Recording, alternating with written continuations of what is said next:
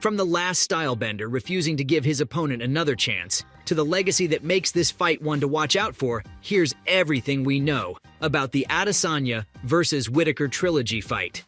Let's be real, Izzy doesn't seem too happy about a third fight with Rob. I mean, I kinda get it. The man has faced off against the Australian twice now, and both times Israel has managed to come out on top. Now, I have to give credit where it's due and mention that Adesanya did knock him out the first time and had a harder time beating him the second time around. It kinda seemed like Rob had figured out most of his tactics, and if they do end up fighting a third time, Adesanya might not get a chance to take home the win. That might be one of the reasons why Izzy doesn't seem too keen on facing Whittaker in the rematch. When asked about the whole thing, the New Zealander talked about how he's already read the book twice now, which means that he already knows what'll happen if they step into the octagon together. With that in mind, he mentioned how he was bored of having to face the Australian over and over again, despite coming out with the same result every time. As I said, his points are pretty valid. I mean, as far as most of the UFC world is concerned, Izzy's already proven everything he needed to, and it's Rob who's playing catch-up. To put things into perspective, let's take a look at their first fight against one another. The first time these two men met in the cage, things didn't end so well for Whittaker. In the lead-up to the fight, most people thought that either one of these two had an equal chance of taking home the win. But once they were locked in the octagon with one another, it turned out to be a different story entirely. To start things off, Israel dominated the fight throughout. I mean, he was relentless and had Whittaker on his back foot the entire bout. During the first round, he managed to land some pretty big shots and even knocked Rob down once. Thankfully, though, that was near the end of the round, and the Reaper was quite literally saved by the bell. Things didn't get better for him in the second round, though, as now that Izzy had seen how weak he really was, he pushed harder and attacked more often. See, Adesanya's whole shtick is counter-striking. Still, he realized early on in the fight that the Australian was way more scared of him than it was the other way around. With that in mind, it didn't take long for Izzy to continue dominating the fight, and soon enough, he delivered the knockout blow in the middle of the second round. And just like that, Izzy had taken home both the win and the belt, and according to most people, Whittaker's self-esteem. The worst part is, things didn't get any better the second time around. As time passed, he managed to climb the rankings once again. This time, it looked like things would go differently for him in the cage. Well, that couldn't be further from the truth. I mean, sure, Rob didn't get knocked out this time, but he still got beat pretty badly. Okay, sure, he definitely looked a lot better this time around. I'll give him that. The guy came into this fight even more confident than the first time around, and it showed. But try as he might, he still couldn't get past Izzy.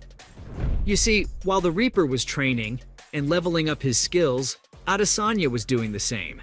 So when it came down to it, both dudes kinda got better together, and the skill gap between them, though it did get shorter, it was still there. By the way, it's important to mention that this time around, Izzy switched back to his classic counter-strike fighting style and didn't seem as confident in trying to strike first. I guess that was expected, since he probably realized early on that this wasn't the same Whittaker from the first fight.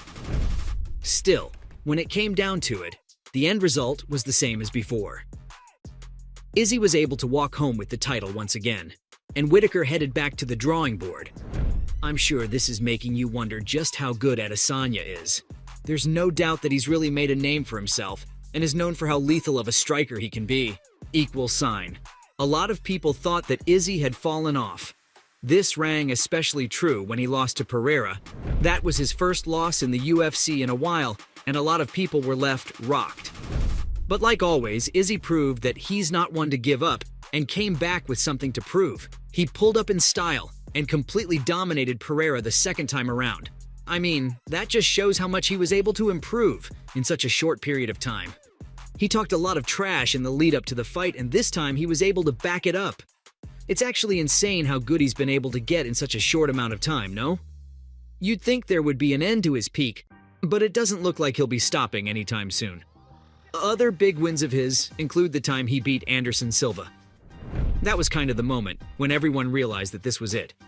Silva had finally passed the torch to a worthy successor. And honestly, no one seemed to be a better fit than Izzy.